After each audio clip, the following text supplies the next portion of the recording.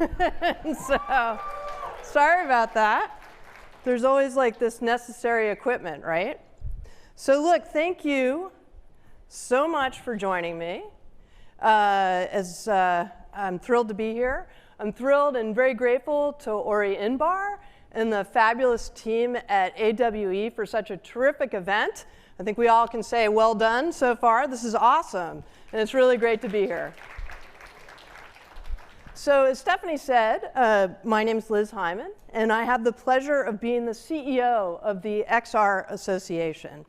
And XRA is a nonprofit industry trade association. And our mission is to promote the responsible development and thoughtful advancement of XR. And you know, XR in this industry is truly exceptional. And it's exceptional because there are so many visionaries and stakeholders coming together, collaborating, and really inspiring us all to shape the future of our industry and that next great computing platform. So XRA unites experts, researchers, developers, other key stakeholders on important matters that will impact the future of our industry through our 3 pillars of community, leadership, and advocacy. And our job at XRA is to express to various audiences the way in which this technology can transform how we work, communicate, collaborate, learn, and so much more. And we're committed to working with all of you to be good stewards and advance XR in a way that builds trust, ensures the safety and well-being of all users, and is inclusive to everyone. But what does that look like? And I think we already got a little bit of a flavor of that this morning with our earlier presentations. So, you know, it looks like, excuse me, working with a platform like Unity that empowers creators, building the tools to create real-time 3D projects for games, animation, automotive, architecture, and so much more. It looks like working with our friends from Qualcomm, the biggest leaders in innovation, and it has a track record of transforming how the world connects, computes, and communicates. It looks like working with the growing number of solution providers, many of you out here today, who are creating new and compelling custom VR and AR experiences that advance enterprise objectives and really capture the imagination of the public. And it looks like collecting the insights and everyday experiences of teachers and policymakers, engineers, architects, all of you as you're sitting in this room. So we need everyone's buy-in to move forward. Our industry thrives when we have diverse voices and experiences helping us to build XR from the get-go. And I hope you'll agree with me that together we're building the future of XR, and that future looks really bright. It's very, very exciting. And in order to move forward toward the widespread adoption of XR, it's critical that all of us tell our story and let people know about all the ways in which XR is unique. So the old saying, the old saw, seeing is believing. And never is that more the case than in the healthcare space. And you may be familiar with this from last year's show. The Children's Hospital of Colorado, for example, is using XR to improve the pediatric hospital experience for the better, from pain distraction, pain management, physical therapy, reducing the need for anesthesia and other drug interventions. And as more and more people come in contact with the truly amazing ways in which XR is being used for wellness and therapeutic applications, the more people will come to understand the power of XR for good. Let us also tell the story of how XR is helping to transform education.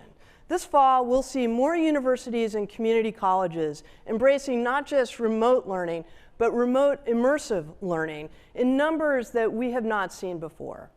So Morehouse College, Southwestern Oregon Community College, University of Kansas School of Nursing, and not too far from where we're headquartered, you have the University of Maryland and their global campus.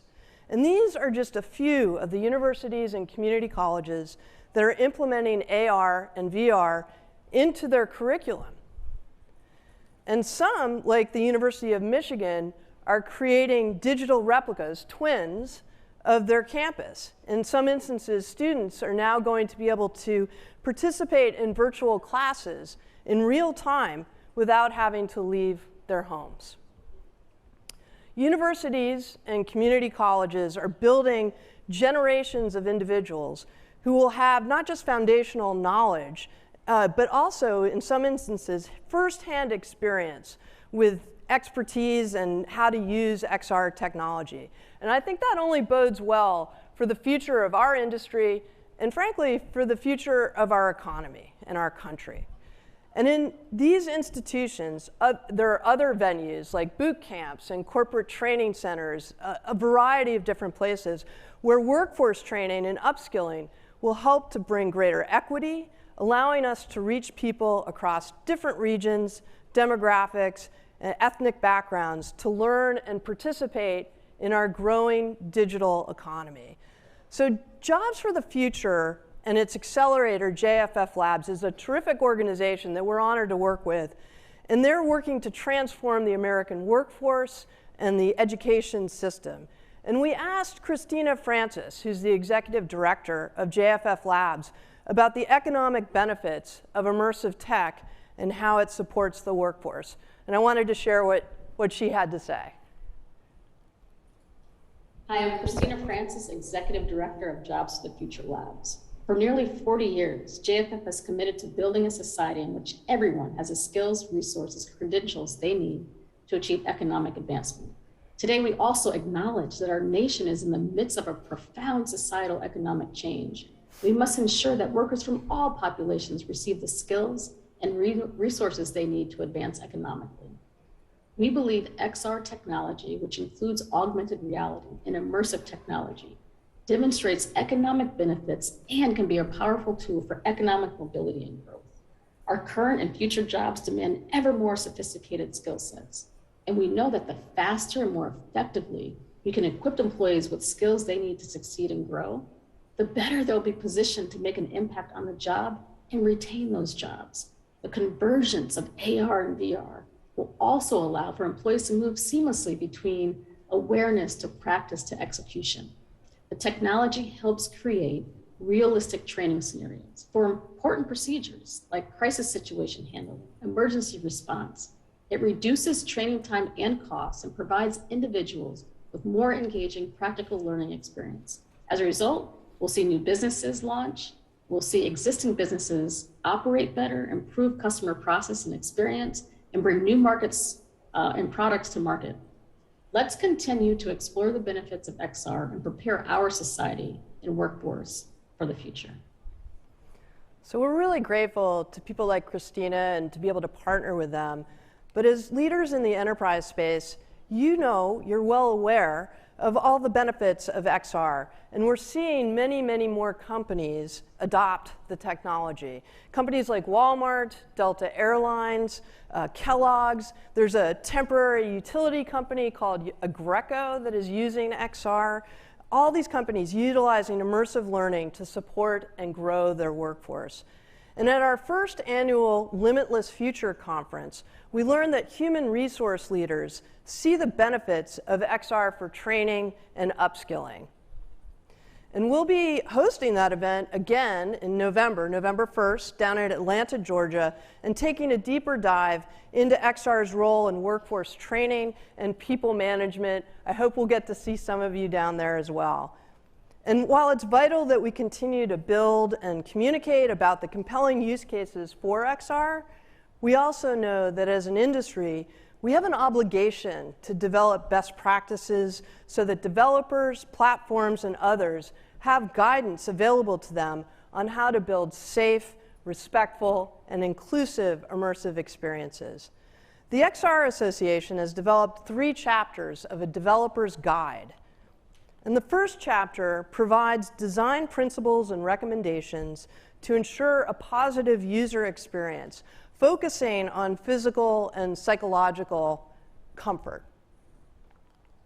The second chapter also provides developers with fundamental principles, but this time around creating and prioritizing online safety and inclusion in immersive contexts.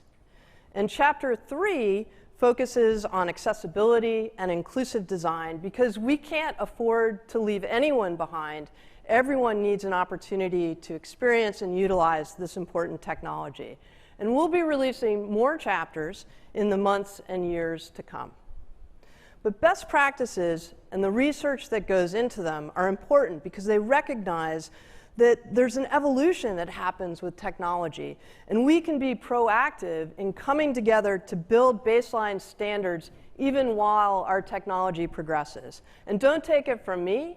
You can hear this from some of our friends at Google. Well, there are many different committees within the XRA, so I'm leading the Health and Inclusion Committee.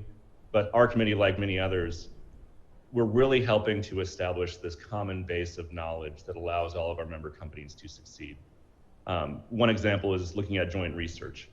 There are often topics like visually induced motion sickness, or VR in education, or enterprise or medical uses, where individual member companies often don't have the resources to address some of these research needs on their own.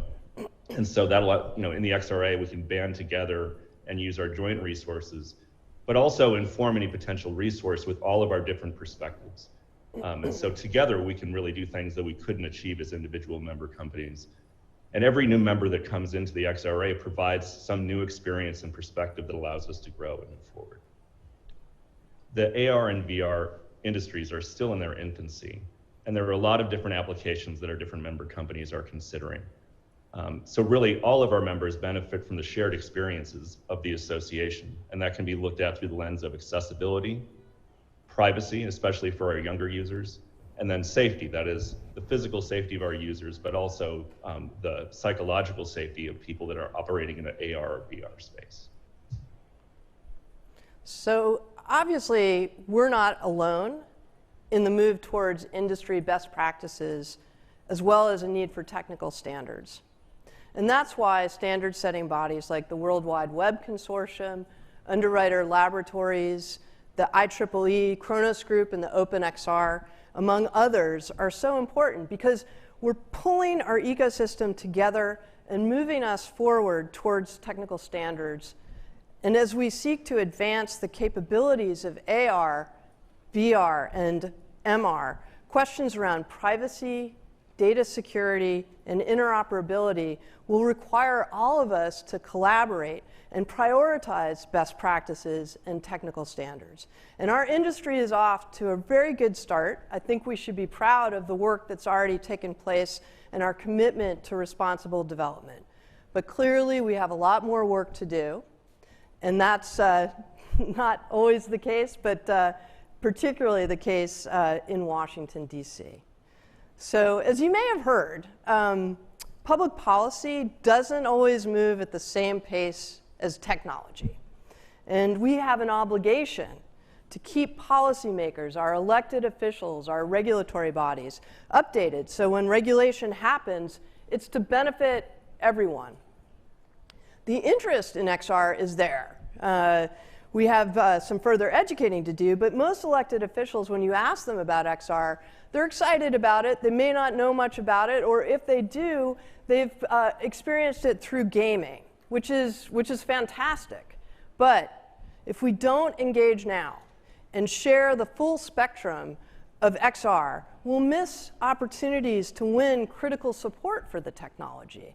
And some of you may have heard about some legislation that's been bandied about recently, which, among other things, authorizes $250 billion in research and development, investment, and educational training for critical and emerging technologies. And when it first got introduced in Congress, and it was the U.S. Innovation and Competition Act in the Senate and the America Competes Act in the House of Representatives, immersive technologies weren't a part of the legislation. They weren't in the list of emerging tech that would benefit from this proposal.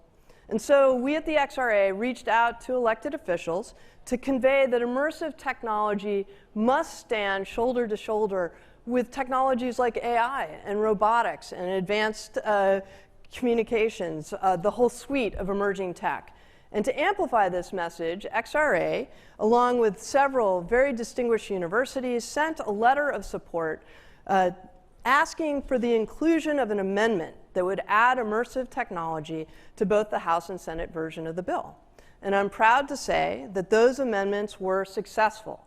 And as Congress looks now to reconcile these bills and achieve final passage, immersive technology is now in both of them, ensuring that XR is part of the long-term strategy for America to remain globally competitive.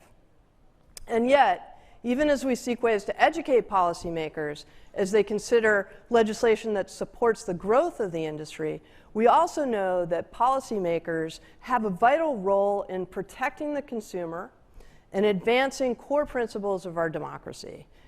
And to do that job effectively, it's so important that our lawmakers understand the intricacies of what they seek to regulate.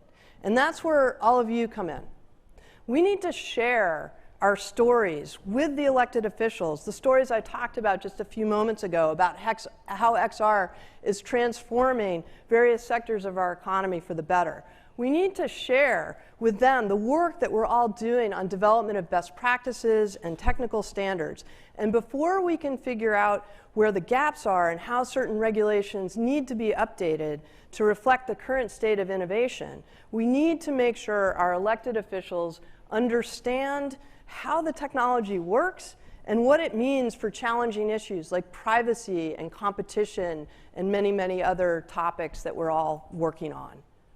So this is a representation of all the companies, or many of the companies, that are working in the XR space in the United States. And this map was created with data from the WXR Fund, which is supported not only by us, but by companies like Qualcomm and Meta and many others. And you're probably asking, why am I sharing this with you? I know where I work, right? Well, there's a reason. Right now, there exists something called the Reality Caucus in Congress. And in fact, leaders of that caucus, Representative Susan DelBene from Washington State, Representative Yvette Clarke, Representative Ted Lieu, they're the ones that submitted Amendment 61 to add immersive technologies to the America Competes Act that I was just talking about. These individuals are industry champions. They're pushing legislation and having conversations and discussions around XR technology and how it can benefit the public. But unfortunately, there aren't very many of them. So this illustrates, or is a map of the representatives in this country that are on the Reality Caucus. And as you can see, it doesn't really fully represent our industry. So clearly, we have some work to do. Members of Congress act on issues that their constituents find important, and we, their constituents, are not getting our message across. Representative Susan DelBene probably says it a little better than I do. Hi, I'm Congresswoman Susan DelBene of Washington State. As new technologies enter our lives and the U.S. marketplace, members of Congress need to stay informed and be able to get answers about cutting-edge new developments in the XR space. The Reality Caucus is leading the way in promoting XR legislation and awareness in Congress. As a former tech executive and co-chair of the caucus, I can't emphasize enough the importance of understanding the benefits and concerns that come with these new technologies. XR can enhance industries across our dynamic economy, including engineering, construction, education, and even tourism.